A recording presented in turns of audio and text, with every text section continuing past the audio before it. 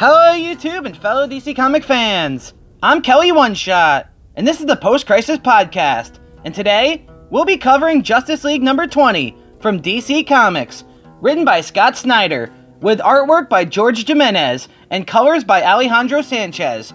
Okay, to catch you up to speed on the story a little bit, basically, the Legion of Doom is trying to resurrect this ancient goddess who created our multiverse. Her name is Perpetua, and she seeks to bring doom into our multiverse as opposed to justice. The multiverse is falling apart after the Justice League destroyed the Source Wall at the end of Dark Knight's Metal. So now, in issue 19 of Justice League, the Justice League sought out the help of Mr. Mxyzptlk because he has a strong enough amount of energy to open the sixth dimension, which is a realm that is beyond the comprehension and imagination of most minds in the universe, and it essentially serves as like a cosmic multiversal control room where all things are created and changed within our actual multiverse. So Mr. Mxyzptlk reveals that most people actually can't go into this realm, that Superman is the only one amongst the Justice League who can actually walk into this realm,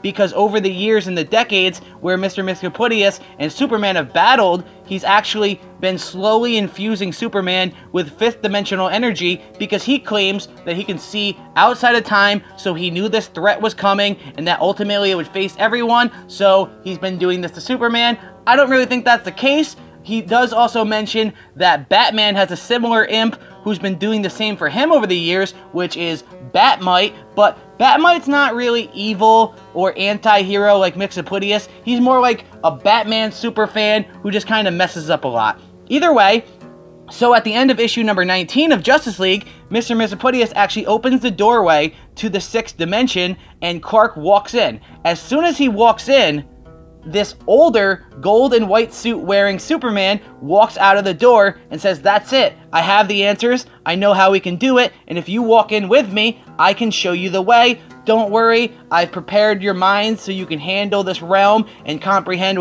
which is actually going on inside of this realm." But we actually do see at the end of Justice League 19 that the real Superman actually went somewhere else. He's in this realm of darkness and dead bodies. It's like a prison that he can't escape from. And the Justice League should realize this, especially Batman, because once they actually walk into the realm at the end of Justice League number 19, they're greeted by themselves. Older versions of themselves who are also donning white and gold suits, just like this older Superman. So why don't they question instantly, well, if there's older versions of us, and there's an older version of Clark, where's the current timeline version of Clark? Because seemingly, there would have to be two to exist here, because there's two of every one of us here as well. So red flags should be going off in people like Batman's mind right away. Either way, we start off issue number 20, where the Justice League actually is being greeted by this future version of themselves, who are all seemingly perfect. And they live in this seemingly perfect utopian society, where justice has conquered all evil, and it's spread across all of the multiverse. There's no need for shields, no need for defenses, and the Hall of Justice has become the House of Justice, which is essentially a museum now, because they're really not needed anymore, because there's so much peace and harmony within the multiverse in this potential future. Basically, they all talk about this for a while, and then Batman starts asking questions. He says that we don't have time, and so the Trinity of this potential future tells our Batman and Wonder Woman that they don't have much time. They understand that, but first, you have to understand the stakes of what's happening right now. Why don't you go throughout this world and check it out, learn some of the things that we're doing here in this world, and maybe then tomorrow we can talk about what you guys actually need to do to get to this state and where we are in this alternate potential future. So we see a lot of cool things. We see that Martian Manhunter and Kendra Saunders are actually married together, and they have a child, so that's pretty unique. We see that the Flash, and this is the most interesting, and I'm very curious about this character, because we see this Flash, he's got his hair out in the top, and he's wearing this white and gold suit that kind of looks like Godspeed's suit a little bit, to be honest with you, but I really like this suit, and it matches all of the other future Justice League suit members as well. But it's odd to me, because as he's walking, we see behind him kind of like reverberating or running really fast or moving, or we see the energy of Barry Allen and Wally West, each as the Flash, and they keep standing behind this Flash here.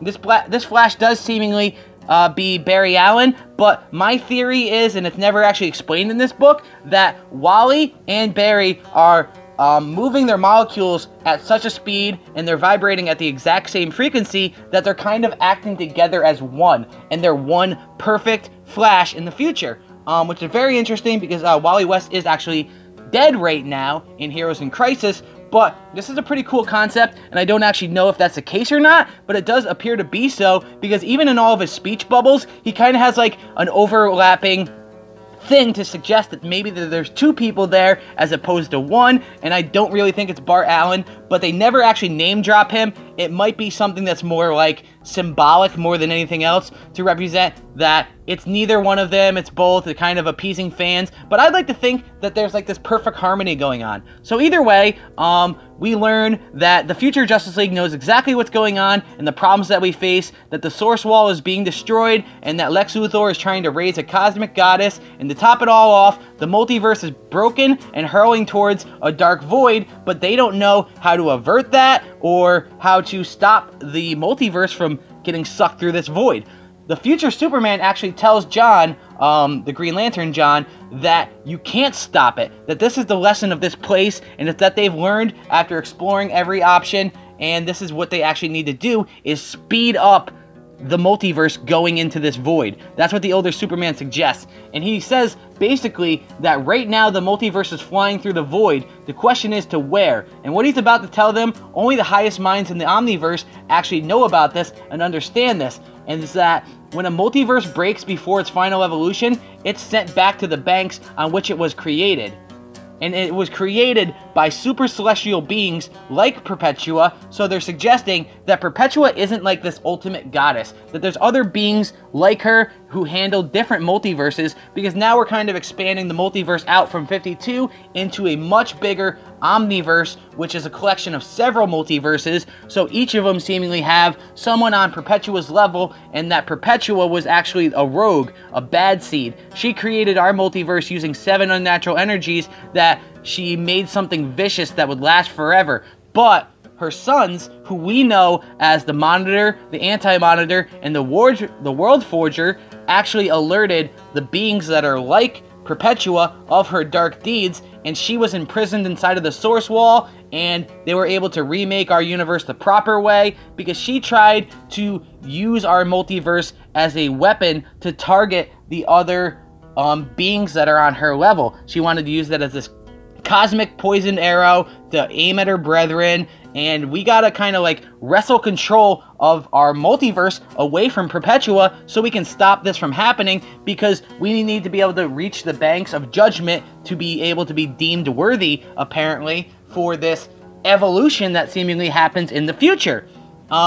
And Batman kind of is talking to the future Clark, and he says that he's very skeptical, but he's willing to listen to it and see how they did this. The future Superman actually laughs because he's like, you know, it's funny because you're asking me, but this was actually your plan, Batman. So he does tell them to go into our planet, learn more about it, and tomorrow we'll discuss this. We actually then go into our dimension in the present time, where we actually see, we don't know it at the time, but it's a dream that Starro is having, or Jarro rather, which is the smaller sample of Starro, who thinks he's Batman's son, and Batman's kind of like, hey son, and this is cute little back and forth that's been ongoing in Scott Snyder's Justice League run. But in this dream, we see Batman chasing Deathstroke across the roof, and as Deathstroke jumps down off of the roof, Batman says, Robin, he's getting away, can you help?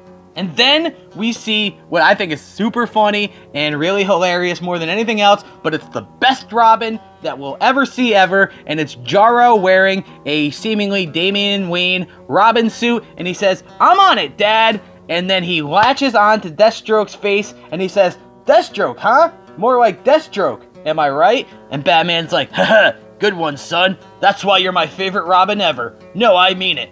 Favorite ever. So this is what Jarro dreams of. because in the present time, we actually left behind Mera and Starman to watch over Mr. Mxyzptlk as he is keeping this doorway open so they can stay inside of the 6th dimension. But something's happening. There's a cocoon of energy that is building up around Mr. Mxyzptlk, and they need Jaro to look inside of his mind to kind of see what's going on. And we realize that there's another voice inside of Mr. Proteus's mind, and that's probably Lex Luthor, and he's telling him that you must do what we agreed upon, Mr. Proteus. But this could also tie back to the Oz effect, because Mr. Mxyzptlk was actually kidnapped and imprisoned by Mr. Oz, or whoever kidnapped also Mr. Oz and Tim Drake and Doomsday as well. So it could have something to do with whoever altered reality, seemingly Dr. Manhattan, during Flashpoint Paradox. But that is much deeper, and we're not going to go into that right now. But we realize that Mr. Proteus is supposed to erase the line before it's too late, so that the Justice League doesn't see the way out of this situation inside of this 6th dimension. We actually then go back to the 6th dimension into Black Hawk Island, where we kind of are learning more about this utopian potential future, and we see that since Hawkman, or Hawkgirl, and Martian Manhunter came together and are married and have a child, that they built Black Hawk Island into like this spaceport mecca hub of connection where all species are able to come and go from the planet, and that there's Martians, and that they were able to repopulate Mars, because everything is getting a lot better here. And we see that John Jones was actually selected to be the one who connects everything together. He's the great shepherd of this mission, and he can make them see what they must do and what they must sacrifice, whereas Kendra is the messenger bird. She's the one who's going to show John how much to reveal and when to conceal what and show what to the world. So that's their two goals together, and once their roles are linked, they'll be able to try to find a true home in this universe here on Black Hawk Island.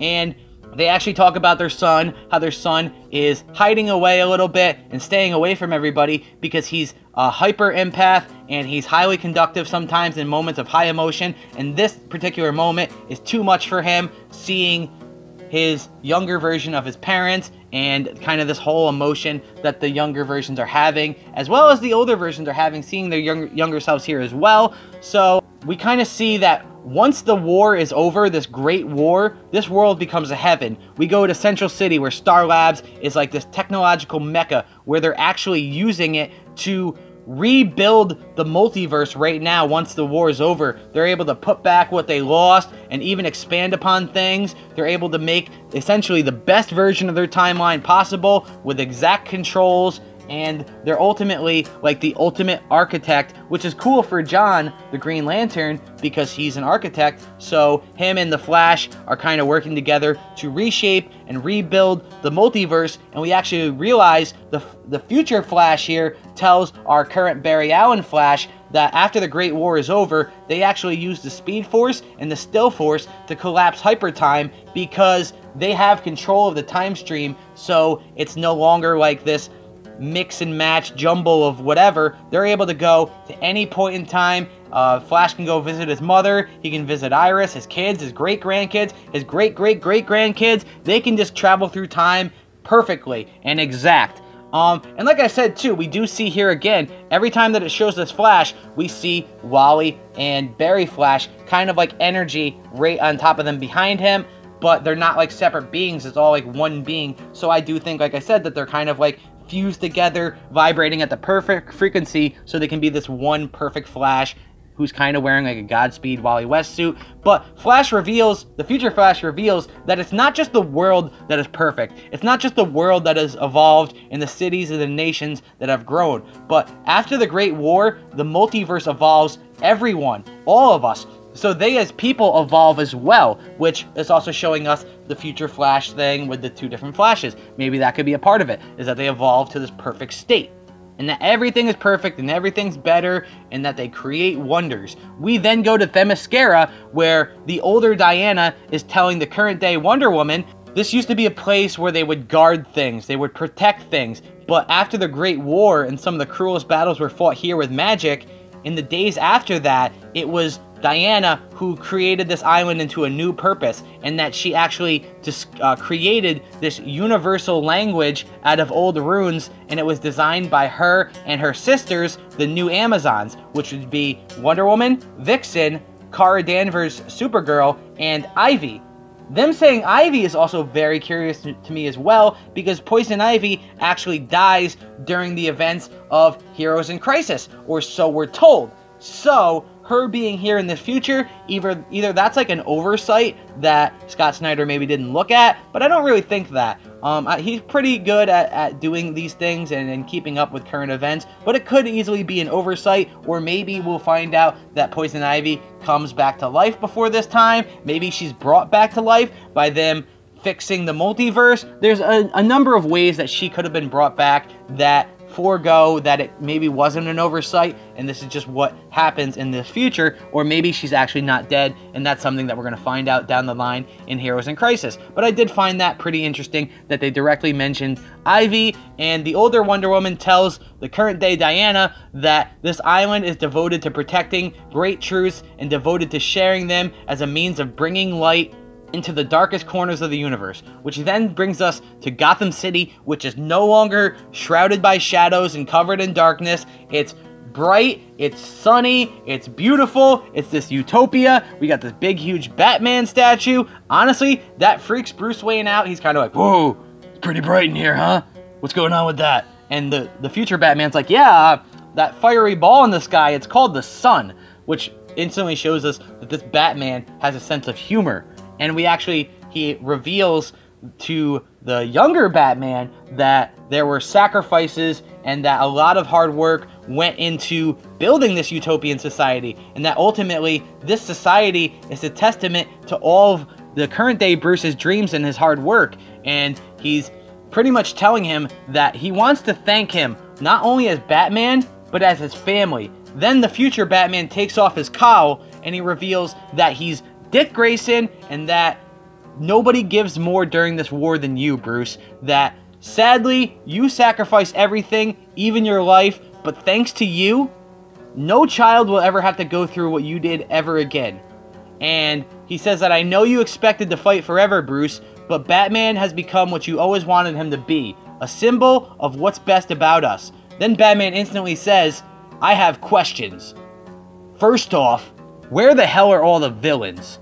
Because he knows that it's not like the villains are just going to be swept under the rug or that they're going to reform. He knows that there's always going to be evil in this world. And so how can this utopian society exist? And that typically ends up being the trope of most stories involving utopian societies and utopian futures, is that typically dark means went into achieving this. That somebody had to be mass slaughtered, because you can't have this perfect ideology without wiping out those who have the opposite ideology of yourself. So where are all the villains in this world? We then actually go back to Black Hawk Island with Kendra Saunders and Martian Manhunter, and they're kind of at night reflecting on this new world that they see, and Hawkman, or not Hawkman, but Martian Manhunter actually says that he feels unsettling a little bit. It's all beautiful, it's all peaceful, but he's a little bit worried, and he has this weird feeling inside of his stomach, and he's kind of questioning things. And he basically says that he's worried about what the older versions of himself said earlier, about shepherding everyone here, but also concealing truth. And has his biggest fear about coming to this place before they left is that they didn't tell the world that we live in that the source wall is crumbling and the universe is falling apart, or the multiverse is falling apart, and that we're being sucked into this void. The Justice League is being dishonest to the world and just not telling them because they don't want the world to panic. They want to try to figure this out. But John says that his journey over the last year is about seeking truth and being honest, whether it's good, bad, ugly, that it all matters about the perfect picture, and that he needs to be more honest and peaceful. But then as the two of them are talking about this, the future Hawkgirl and Martian Manhunter's son actually comes down, and he says, no, you mustn't tell your future versions how you feel. You must flee right now. They ask him what he's talking about, and he says, this place, these people, they're not what you think. Here, I'll show you. Then he uses his Martian powers to show the two of them, and they shout, my God, no, it can't be. so we know that it's something terrible and something that is shocking to them. But then we actually go to our universe and our dimension, and we continue with Starman and Mera as Mr. Mixolydius is building up into this huge monster, and he's being controlled, and he says that it's too late to stop anything, Sea Queen. I'm here for you. So Mr. Mixolydius is being controlled, and we actually go to the Legion of Doom headquarters, where Lex is holding the Totalitarian in his hand, and he says that he's controlling Mr. Mixolydius. Brainiac is actually trying to warn him. He says that fifth dimensional imps have no limits to their power, so we as the Legion of Doom can't quite quantify the actual limits of his power. And Lex is actually being very egotistical, and he says, stop thinking in 2 dimensions. Use your imagination and think of what we could do for just a second if we had an imp of our own. And then he pulls out this box that has like a lightning bolt symbol on it, which either suggests one of 2 things. He's going to use it to try to capture and use Mr. Mixolydius' power, or he actually has already inside of the box an imp who may be a Flash-related imp, a 3rd imp now, from the 5th dimension, and that he already has control of him, and then he's going to use him here, or it's a box that he's going to try to capture Mr. Mixolydius in. We actually then return, finally, at the end of this book, to that dark prison world that our Clark Kent Superman was sent to. And it says that he lands in the exact same place as he did each time. He tries to jump up, he falls down, and he falls down harder, but he keeps trying, no matter it's 1 time, 2 times, 50 times before that, he keeps trying to get up and dust himself off and try, and then he jumps up again, but with each leap, he actually falls down harder each time because he's getting weaker in this world because he's not being powered by strength, and he falls even shorter. And it seems like Superman, it can't get out of this world. But then all of a sudden, he hears a voice in the distance, in the light, and he actually then sees the white and gold suit wearing future Superman from the 6th dimension here, and he tells him, all right, so you're here, let's talk. And we actually end the issue with these 2 Supermen confronting each other, and they're going to have a conversation. The future Superman does have like this evil grin on his face, and I'm sure that it's going to be some evil dark means that we're going to find out about what's happening here to begin with, and why Superman in particular was the only one sent to this dark prison of sorts. Or maybe they all were, but their minds were kind of treated so that way they would see this future beautiful utopian society, but they're probably just seeing illusions. I do like where this story's going. I think it's really awesome. I like the character concepts for all of the future characters. I actually don't like the future Batman, Dick Grayson's suit. It just kind of reminds me of like that future suit that Damian Wayne wears in the future when he becomes like evil Batman. I didn't like that suit. I don't like this one either. It's too like trench coat over a Batman, and then it's the only suit that goes against the color scheme of white and gold, which the rest of the heroes are wearing. I am very interested, like I said before, about that Flash character. Maybe it's actually Bart Allen, and he has the Speed Force energy of Barry and Wally behind him. Maybe, like I said, it's Barry and Wally fused together through vibration at the exact same frequency, and so they're acting as one perfect Flash. I'm very curious about that. I'm very curious about this story. I do like these what-if future stories. I think it was like a year or 2 ago, we had Justice League Legacy, which showed future potential children of the Justice League, and I really like that story. That was under Christopher Priest's Justice League run before we got this new reboot of Scott Snyder and then sometimes James Tynion taking over control of Justice League. But I do like this potential future. I like this story. I'm really interested. It had a lot of great moments in it. The artwork by George Jimenez is tremendous. I think it's really great. I love it. Like I said, the character concept arts, the concept art for the future utopian society were really cool. It had humor in this book. It had action. The pacing went really great, and I really enjoyed what was presented here. And I look forward to seeing what happens in Justice League number 21 and learning more about this as we keep going on this cosmic quest to save the multiverse and to stop Perpetua, as I'm seemingly understanding that's probably going to be where this story builds to, is that Perpetua rises to power and we have to fight her similar to Barbados in DC Metal. Can't wait. Very excited. Either way, I'm Kelly One Shot. This has been the Post Crisis Podcast. Make sure to go out, support DC Comics, support your local comic book shop, pick up a copy of this book if you're interested, if you enjoyed me exploring and explaining the topic. But I'm Kelly One Shot. Take care, have a great day, and goodbye!